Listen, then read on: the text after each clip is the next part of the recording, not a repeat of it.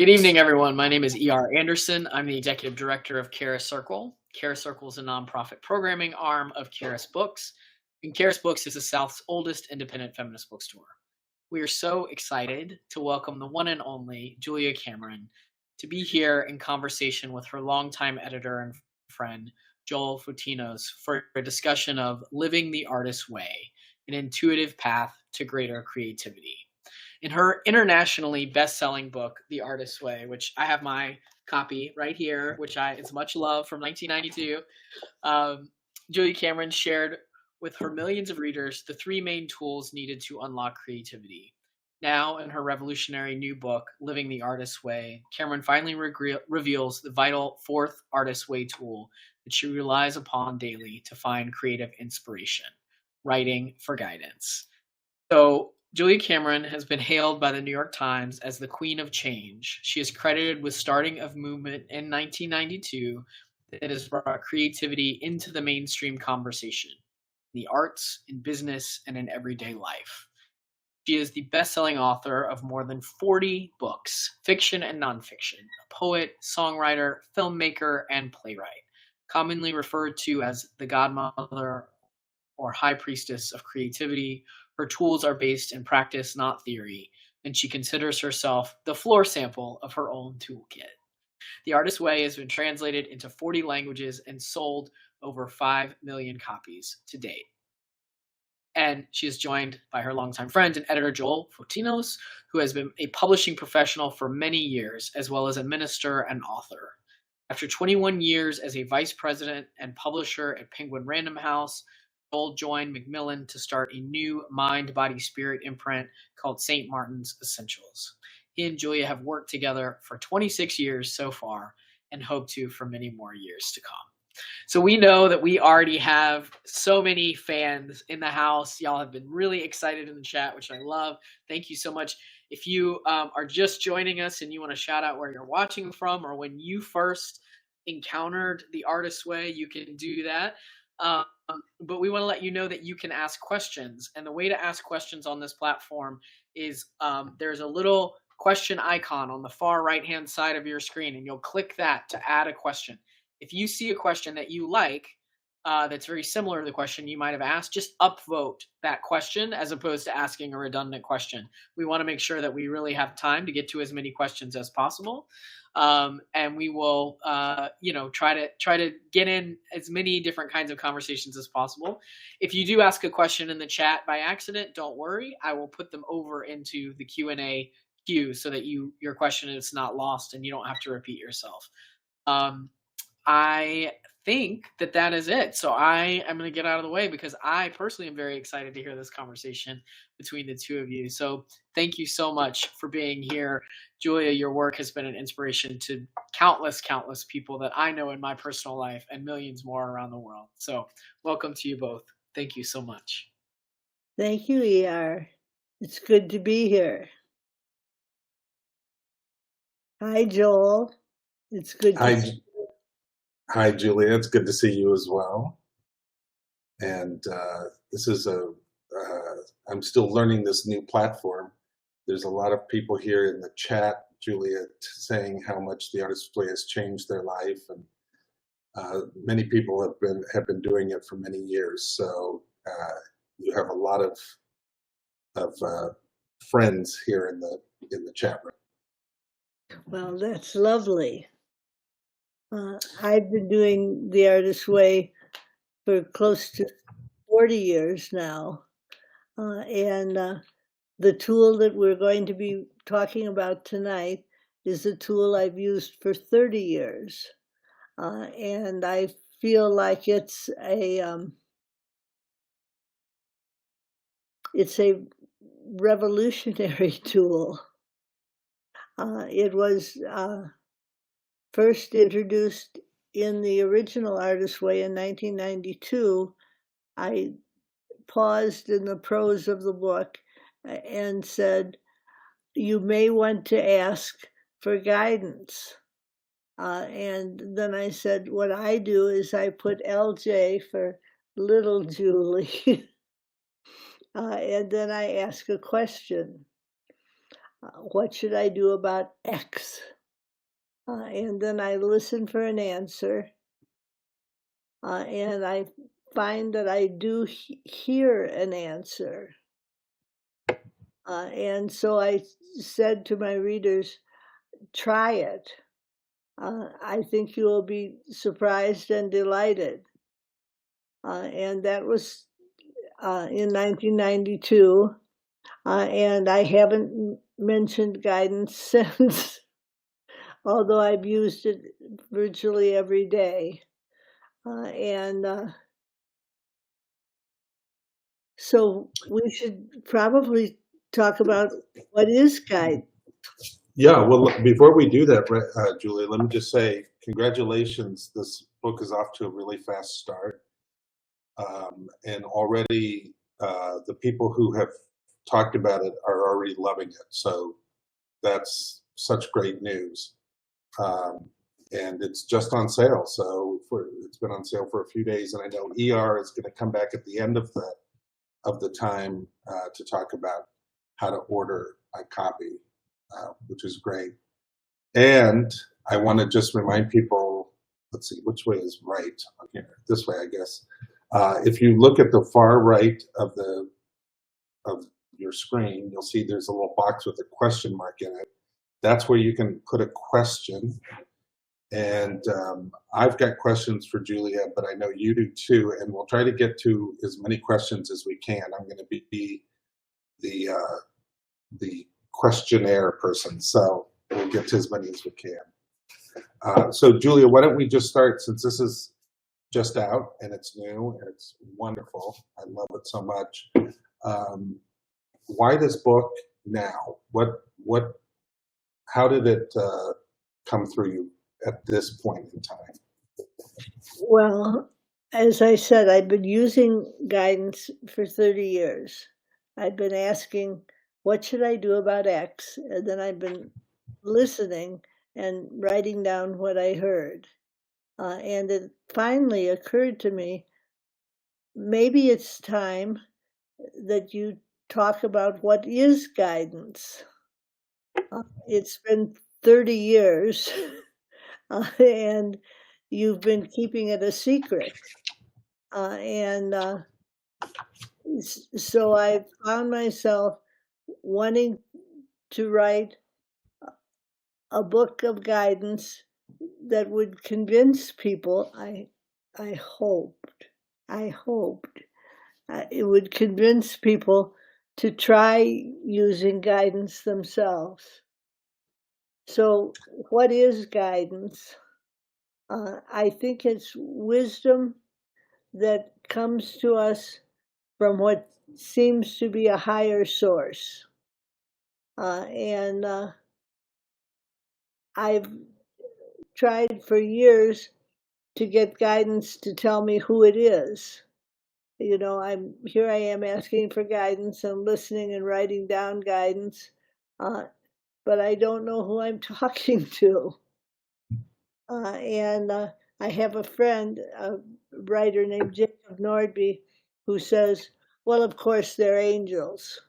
But when I asked them, they said, Julia, we prefer to remain anonymous. And so I've never had a straight answer of who the guidance is. I just think of it as coming from higher forces. And if that sounds a little bit woo-woo, I think that was the reason that it took me 30 years to write about guidance, was that I was afraid of seeming to woo-woo, that people would say, well, she had one good book in her, and now she's a little bit cracked. I didn't want to be considered cracked. And I put off writing about guidance until I got to the point where it felt like I was living a lie. I was using a fourth tool The other tools were morning pages, artist dates, and walks. And those three tools I talked about at some length in several books. But the fourth tool was asking for guidance. And it was a tool that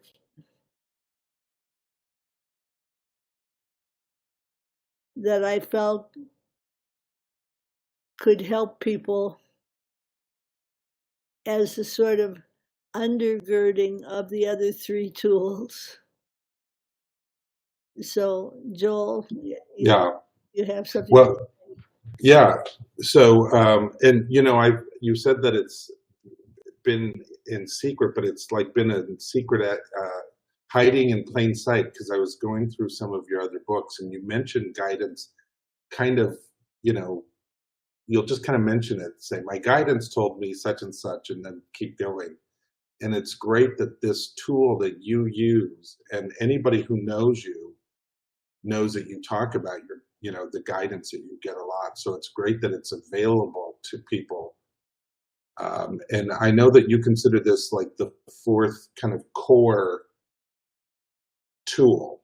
So morning pages, artist date, walking, and guidance as the fourth tool. Is that correct?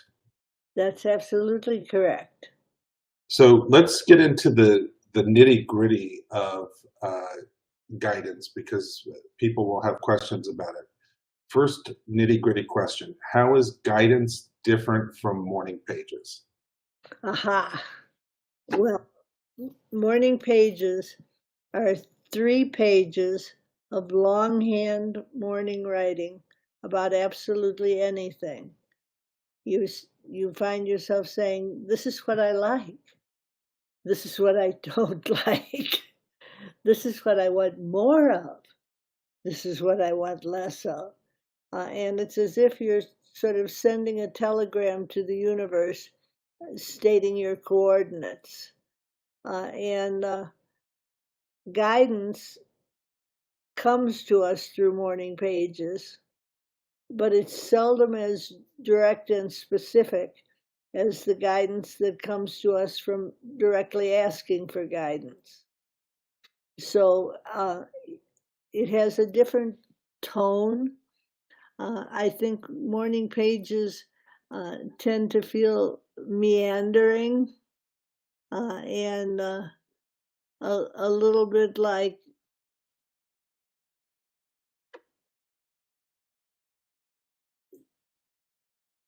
I'm searching for words. Morning pages feel not very specific, and the guidance that you get from morning pages feels sort of far afield. And then when you ask for guidance directly, you better be prepared to hear directly. And it comes to us as direct, gentle, benevolent, specific. So it's very different in feeling from morning pages. Yeah. I've been clear. Yeah. So the morning pages, it's that brain dump, you've called it, that kind of when you first wake up, emptying out. But guidance is very specific, asking questions and getting specific answers. Now, I can hear already people saying, well, do I do guidance in my morning pages? Do I do it right after my morning pages? When should I do my guidance? Well, I think a lot of people like to do it right after morning pages, but that's not necessary. You can do guidance anytime during the day. You can be at high noon and find yourself thinking, oh my God, I don't know what to do next. And so your guidance question is, what do I do next? and then you listen and you may hear something simple like eat. It can be like an ongoing dialogue Yes, throughout the day, really. yes, guidance is very pragmatic. It isn't woo-woo at all. It's very grounded, and it'll say things like eat, sleep. And so morning pages again for people, right when you wake up, you do your morning pages. Then you can do guidance anytime after that or throughout the day or multiple times. And can you do it in the same journal that you do your morning pages, or do you suggest people get a different journal, or does it matter? Well, this is where I'm a bad example.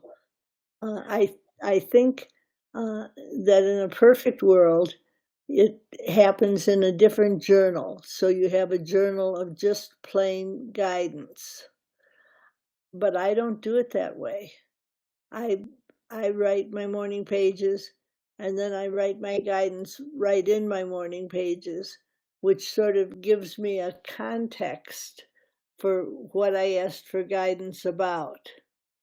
So I can read the pages back over and say, oh, this is what I was wondering about.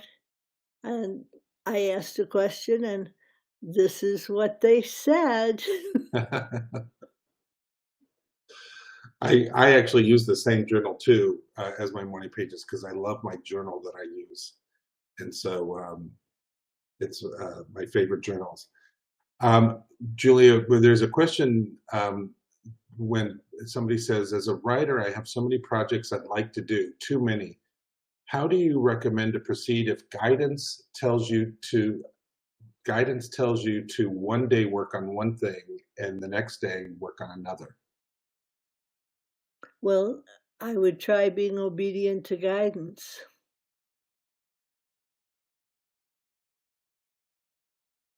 Meaning, if guidance says today work on this other project, you would do that. Yes. I list this as answered.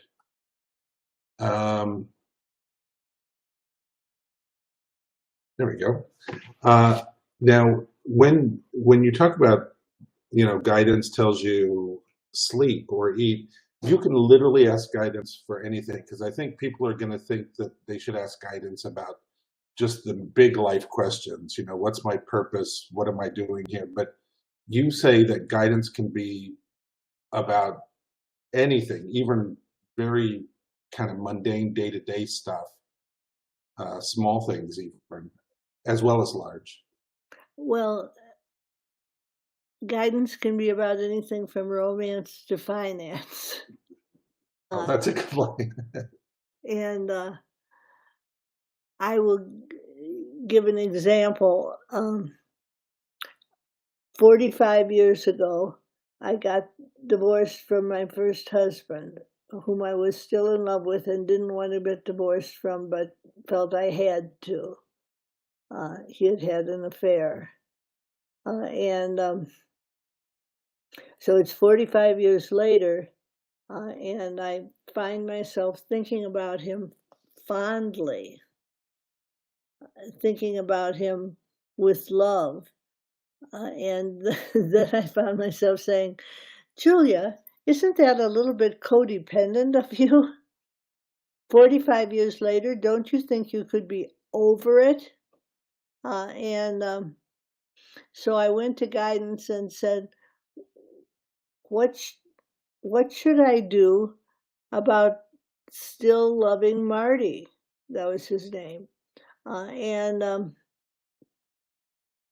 listened and I heard, just love him.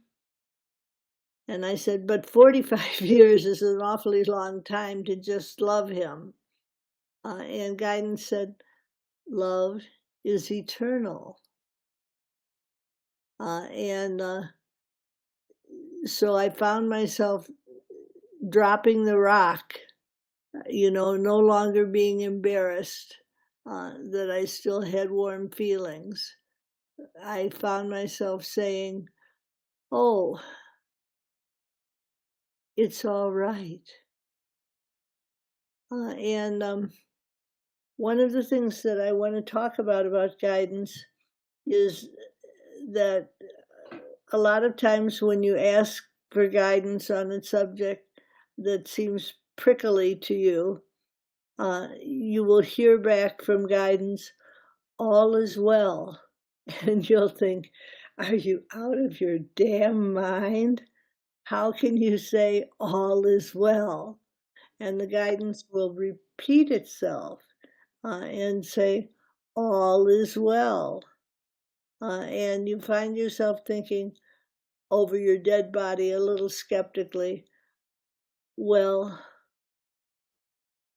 maybe all is well. So guidance is benevolent. Guidance is far-seeing. Joel? I feel like you have been reading my guidance because it says all is well frequently, and it's always benevolent. Somebody asked, can you ask for guidance before you go to sleep and hope that the answers will come the next day in morning pages? I think that works perfectly. I think people want to write guidance first thing in the morning after morning pages, and then there's another group that says, I think I would like guidance tonight.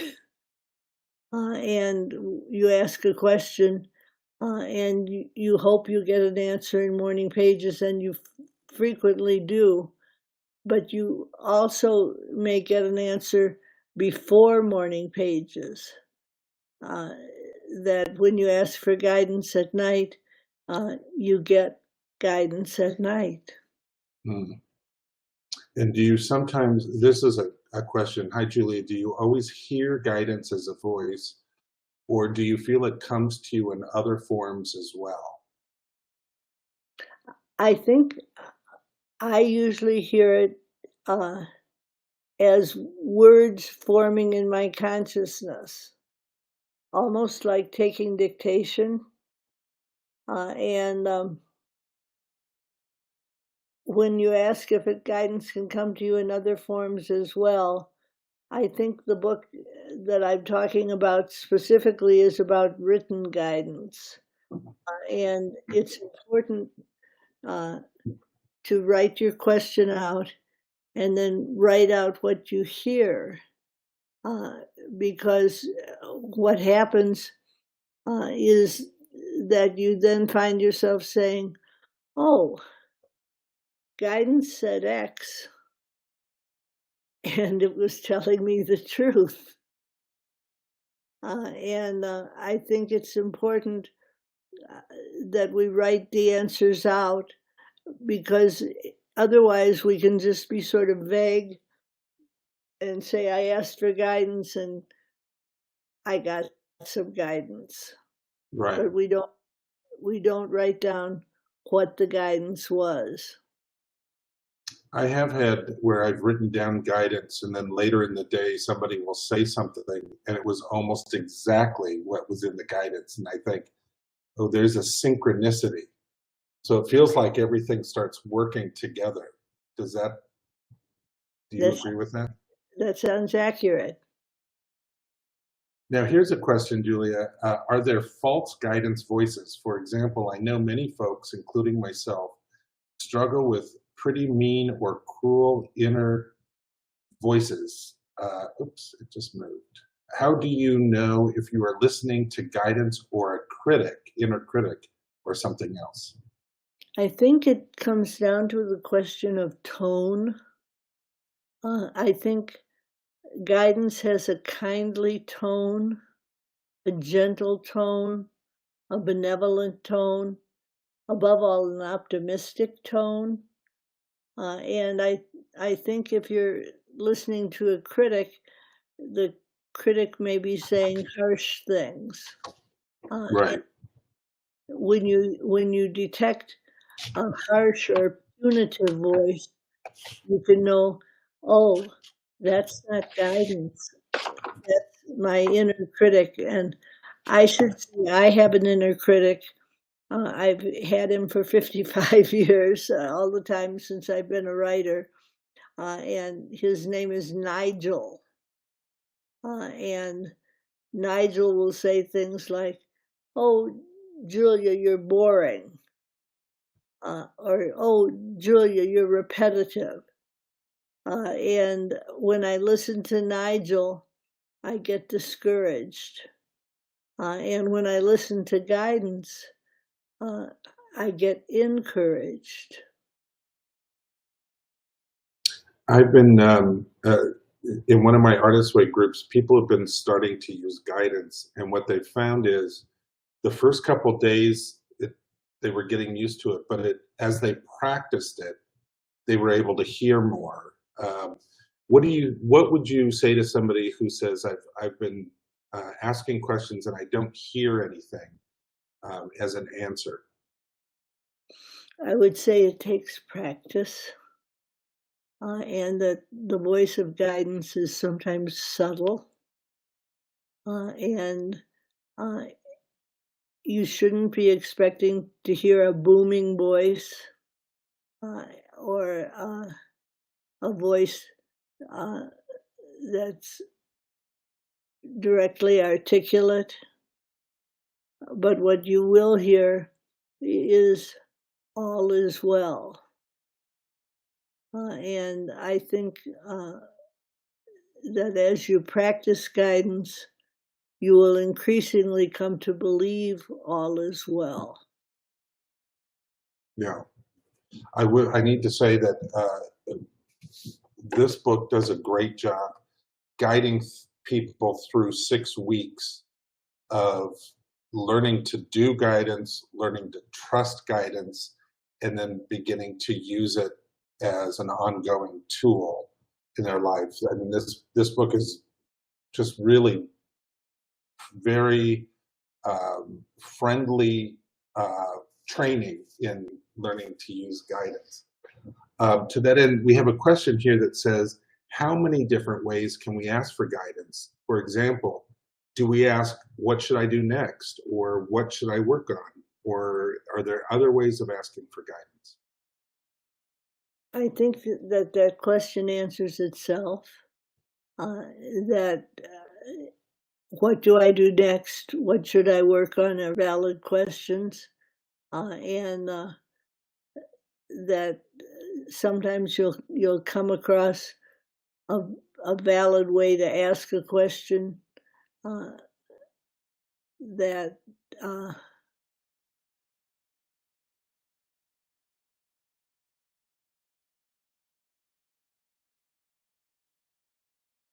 I just want to say, what should I do next, or what should I work on, are questions that are strong artist way questions.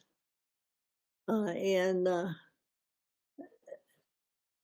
there are other questions that come up that may be a little bit more elusive.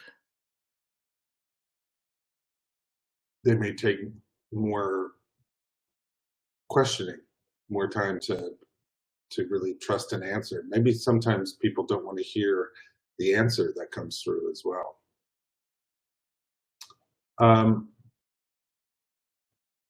I know that there are going to be people who say, well, Julia, I'm sure that this is just my imagination. What do you say to them? This up. And when people say, Julia, what if it's just my imagination? I say, well, then, your imagination is much more benevolent and far-seeing than you had previously thought. And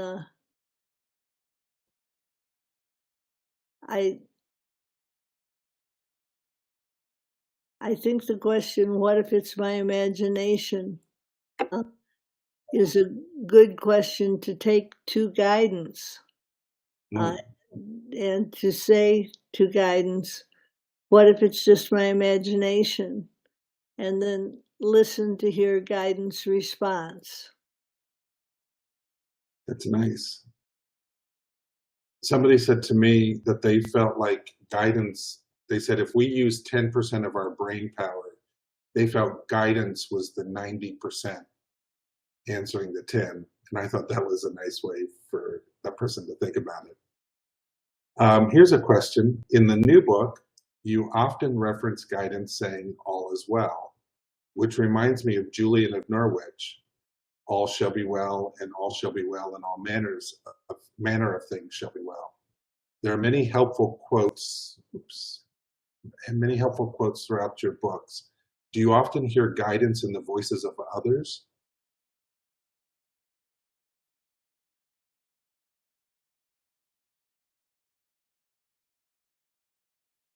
I hear guidance as an inner voice, and then I may later think, oh, that reminds me of so-and-so.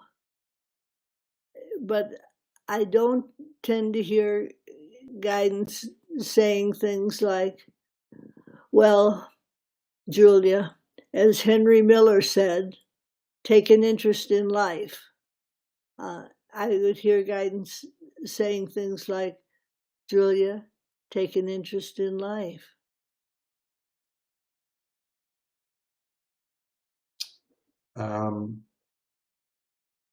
Here's a question. So is it best to ask one question at a time and wait for the answer, or can you ask multiple questions at a time? Well, I think this answers itself. If you're asking multiple questions, you're bound to get a little bit confused.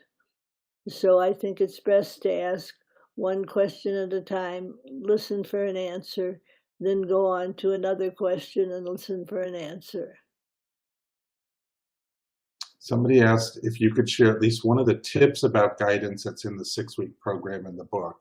I don't know if that means tips like something you experienced or a tip about how to do it, which we've been talking about. You talked about when you asked guidance about your ex-husband. I think that's one of the stories of guidance. Actually, the book is filled. Julia, maybe you can talk a little bit about the form of this book, that it's how you wrote it versus some of the other books that you've written. Well, I think this book has vulnerability to it that the other books may not seem to have. I think that people reading The Artist's Way can be grateful to have a sense of a loving authority figure. But with this book, I found myself talking about my own vulnerabilities. I had, well, to bring Joel into it, Joel and I have worked together now, I think for 27 years, not 26. I think it's 28 now, actually. This is the 28th year. Okay, we've worked together for 28 years. And what happens with me with a book is that I get an idea for a book, and then I write the book. And then I send it to Joel, and then I live on pins and needles waiting for his response.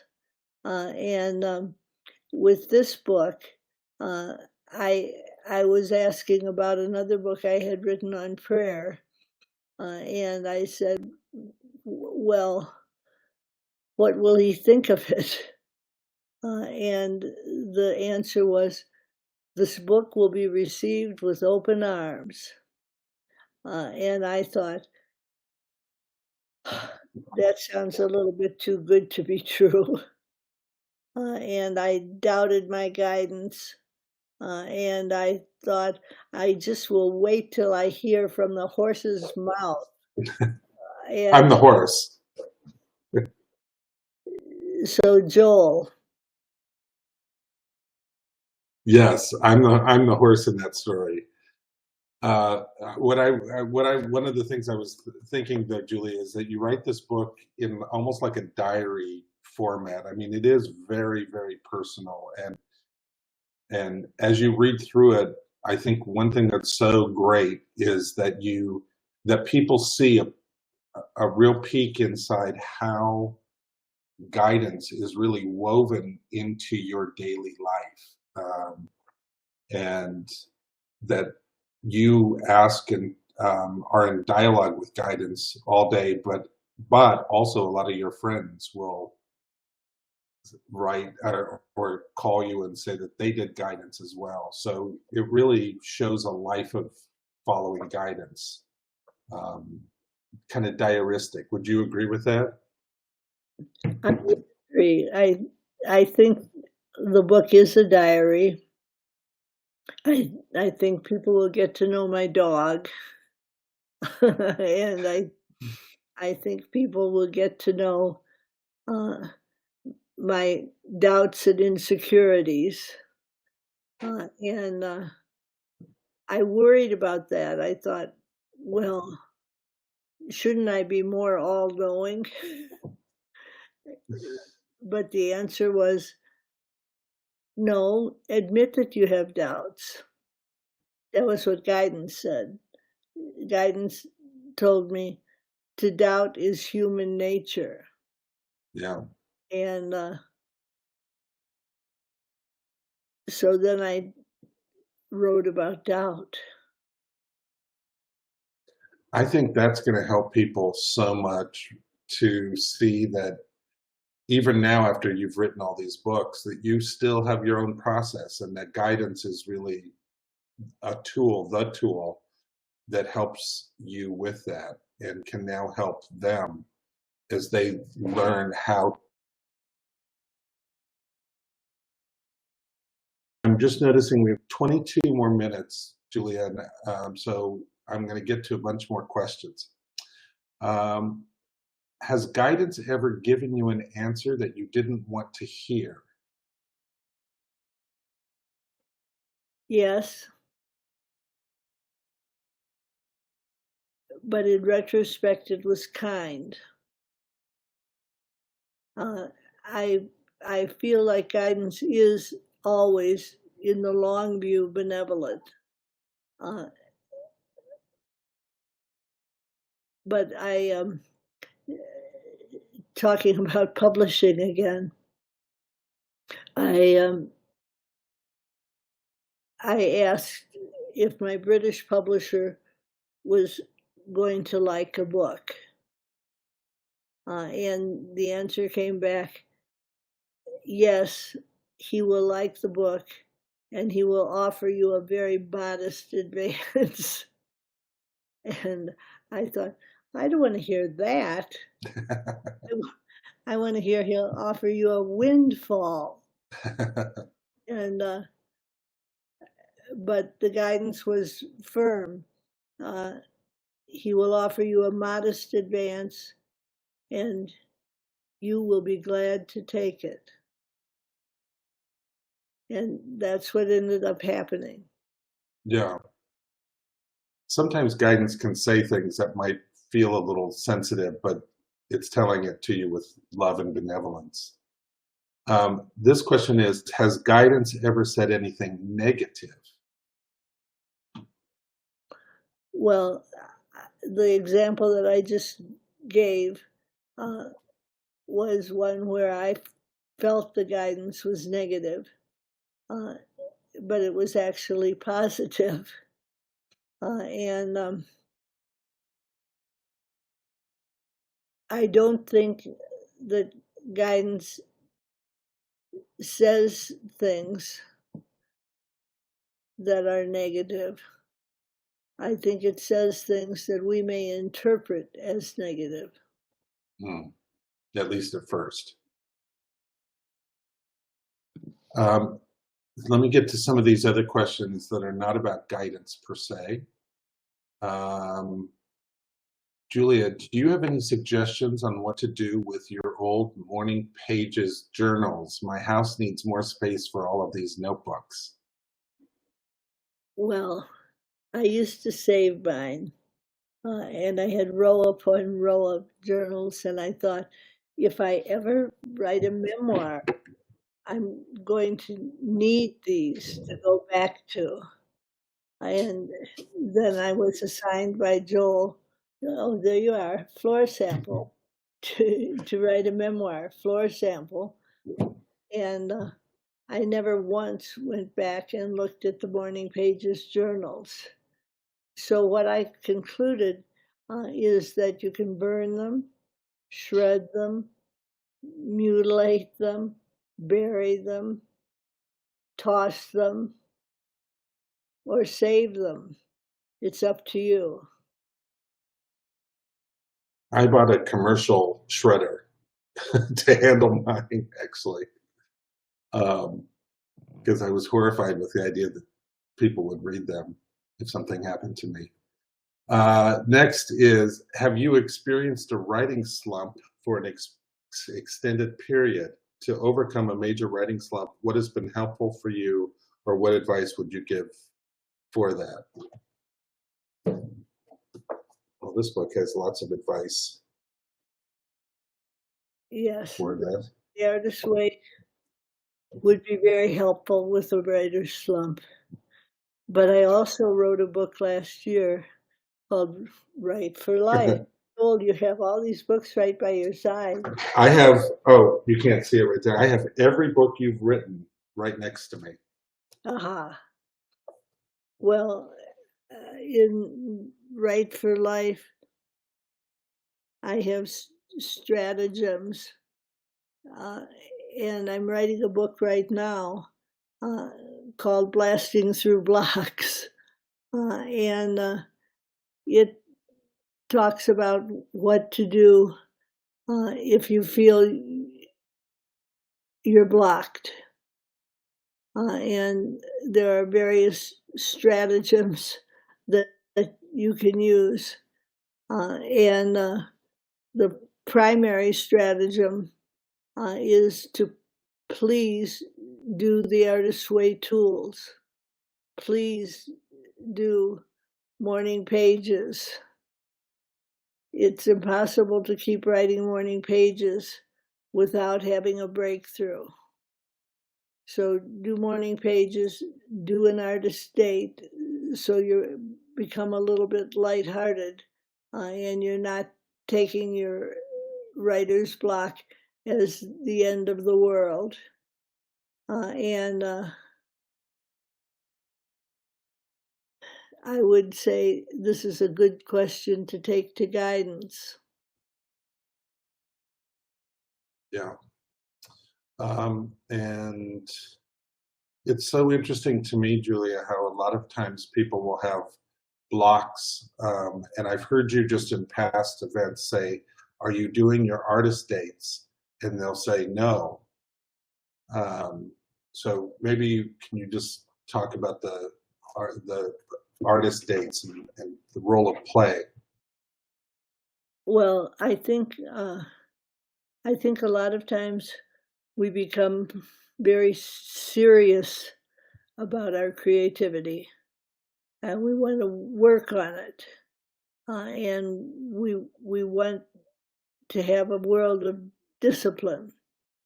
And when I'm teaching, I'll assign artist dates, and people will suddenly get very skeptical. They understand writing morning pages and working on their creativity, but they don't understand playing. And I will say, well, we have an expression, the play of ideas, and we don't realize that that's actually a dictum, a prescription. Play and you will have ideas. So when you take an artist date, you're lightening up. And when you lighten up, you begin to hear intuitive guidance. And you go out on an artist date and you come back home refreshed. And from that spirit of refreshment, you are able to work. Okay, let's go on to, let's see, how can one address writer's block? You answered that. And also for the writers in the group writing about that, this book came out exactly 1 year ago this week. And congratulations, Julie. It's only a year old and we just went into a third printing. So this book is really, really struck a chord and people are loving it. We talked about writer's vulnerability. Julia talked about the vulnerability that she had in being so vulnerable in her new book. This one said, I'd love to see those books. Okay. Those are some of them. You can't see the ones that go on that there. And then the ones that I use in my Artist Way groups are actually up on my desk. So that's those. How long, Julia, did it take you to mostly or even fully trust your guidance?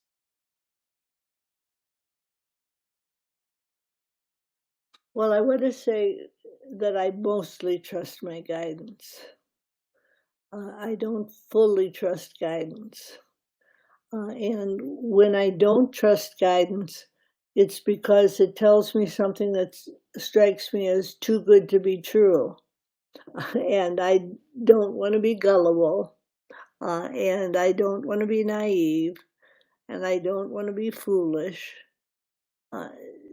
So I don't trust my guidance. The question of how long how long did it take you to learn to trust it?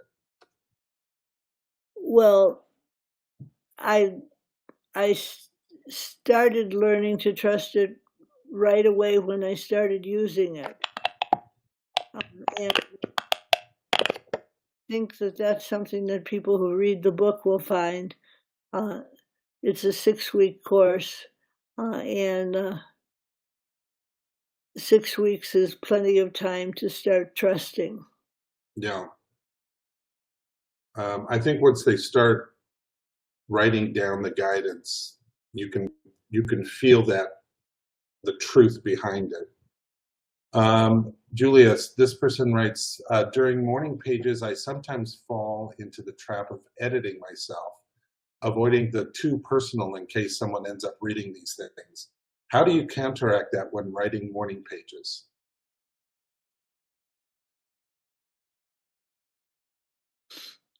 I would take it to guidance. I would ask a question. What should I do? I feel this is too personal.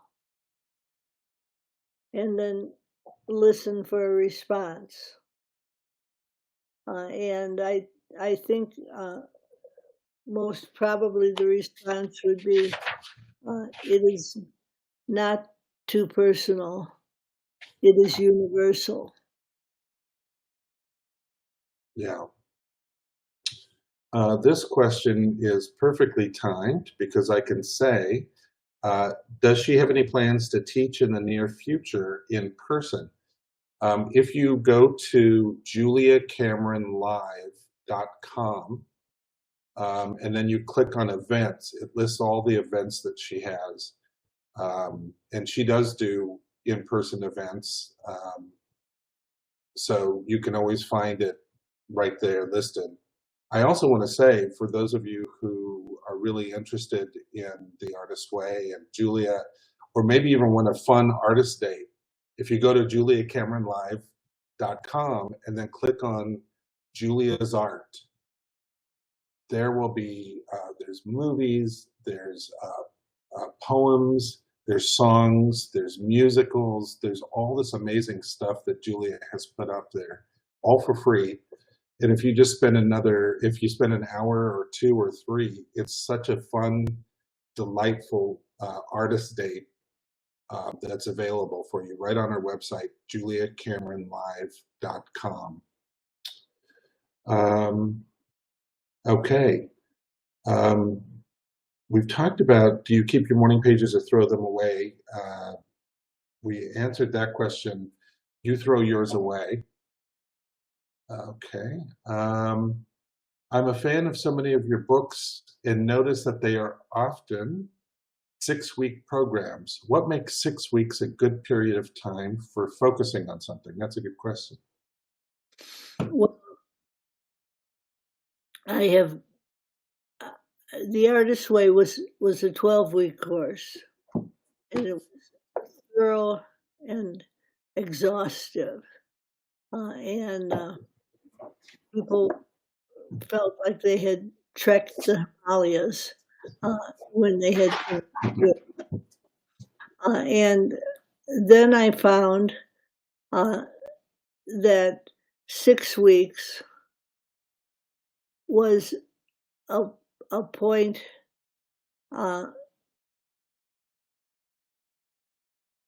where people felt connected, and I think a 6-week course.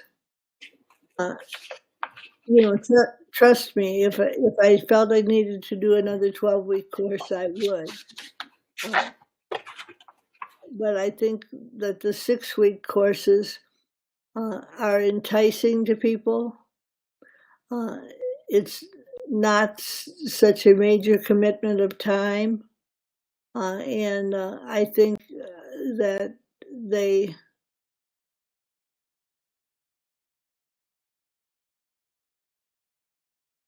yield, the ones that I have crafted so far,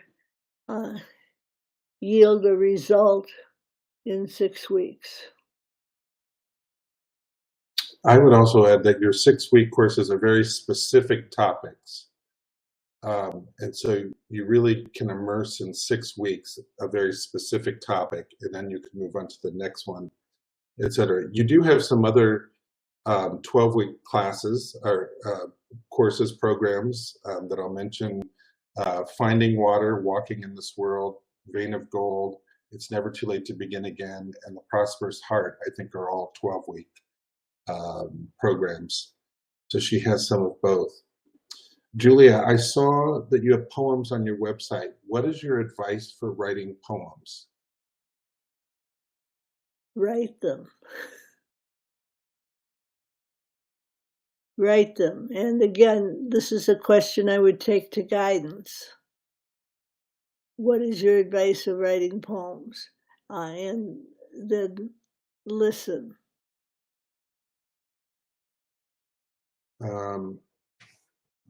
Julia, do you think 2024 will be a creative year in general?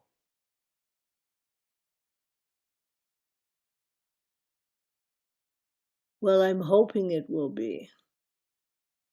And I think coming out of the pandemic, we had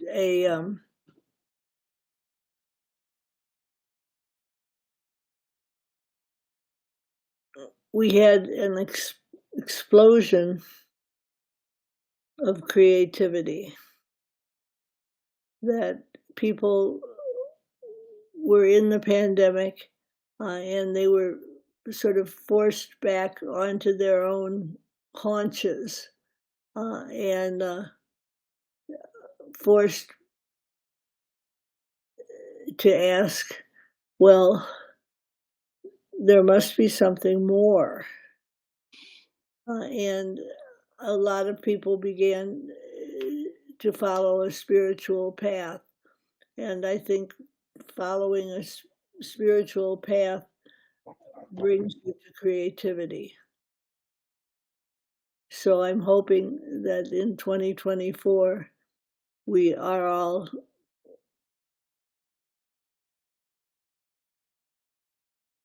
able to trust the guidance that came to us during the pandemic. So I think that we probably will be able to, and I think it'll be a good year. I'm reading through the comments, Julia, and there's so many. This is such a wonderful group, and we've had such great questions. This person says, I read her latest book before this one called Right for Life, and it was great. I recommend. And somebody said, I loved Floor Sample, read it twice, and gave it to several friends. And somebody else said, the memoir, Morning Floor Sample, is so fabulous and raw. It's one of my favorite books of yours. And somebody adds, the last book of hers I read was The Listening Path, which was 3 books ago. And they say, highly recommended. And somebody said, it's never too late to begin again, was wonderful for me at 56 when I retired. So we've had a lot of really great comments and great questions. So Julia, we've down to a couple minutes. I'm not sure if you want to read a poem, but I want to ask a last question, which is, this book is now out in the world. It's so great, and it introduces the 4th core Artist Way tool. What do you hope people get from this? What would be the best outcome for you when somebody reads this and does the program for 6 weeks? Well, I hope that people will start writing for guidance. I hope that they will follow my lead. I feel like the book leads by example, and I would hope that people find themselves curious about guidance, and then try it. And I think it's interesting. I was worried about being too woo-woo when I wrote this book, but I found myself teaching it ahead of time in Great Britain. And I found that people were eager to try guidance. And that would be my hope for America. Great. And finally, one last question. What advice do you have for a young artist?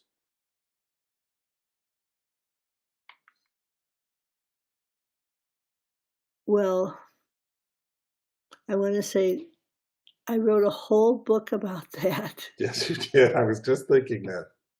And I think I would tell them to try morning pages. And I think that if they try morning pages, they will find themselves sure-footed as an artist. And that it will take away a lot of doubt.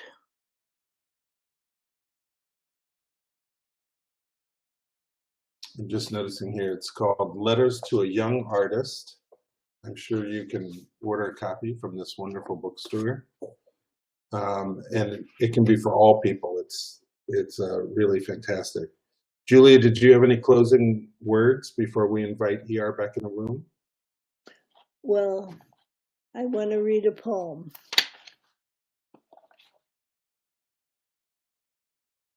And you'll forgive me if it's optimistic in tone. It's called Unprepared. I'm not prepared for this. I can't pronounce this bliss. The way we flow, the knowing where to go. This ebb and flow. Can't we take it slow? Where are the walls? The shadows in the halls. This light, can it be right? Where does it come from? I've known a different sun, walked a different earth where air was used for grieving. I think we're leaving. That's perfect. That's perfect. ER, if you want to come back in the room, Julie, I was just thanking everybody in the comments section for being with us and reminding them to go to your website. Here's ER. Thank you so much for a beautiful evening. Thank you to everyone for your great questions and engagement. If you would like to buy Living the Artist Way, An Intuitive Path to Greater Creativity, you can buy it by clicking the teal button at the bottom center of the screen, this long bar going across the bottom of your screen. It's just one click and it'll take you there. I also dropped the link in the chat for all of Julia's books, because again, there's so many beautiful angles to approach this work. There's really something for everyone. There's the Artist Way for parents. There's Letters to a Young Artist. There's so many different ways that you can enter into this. So you will find your right path. But the one that we are celebrating tonight is this brand new book, Living the Artist Way, An Intuitive Path to Greater Creativity. So click this teal button. You can buy it for yourself, buy it for a friend. If you live locally, you can click to pick it up in the store, or we will ship it to you wherever you like. And of course, go check out the Julia Cameron Live website that I've also dropped that in the chat. So that's full of beautiful resources. Thank you both so much for being with us. Thank you, Joel, for your shepherding of this conversation. And Julia, thank you for everything that you've done for so many people's creativity. You're very welcome, ER. And I hope that thank you for hosting this. We really appreciate it. Yes. It's our pleasure. I hope you both stay safe and well, and everybody watching, take care. And until next time, happy writing. Good night. Good night. Bye, everybody. Goodbye.